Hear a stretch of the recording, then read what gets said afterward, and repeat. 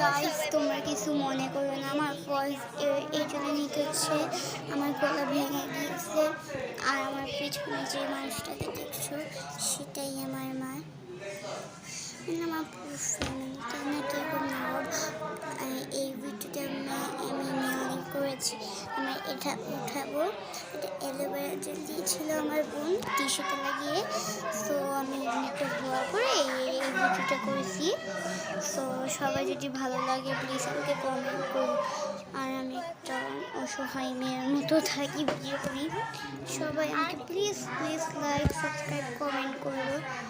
আমি নিজে কেন জানি ভালো লাগে না এইসব ভিডিও লোকে আমাকে যে মতো না, মানে আমি ক্লাস 4 পড়ি। তুমি তো সেদিন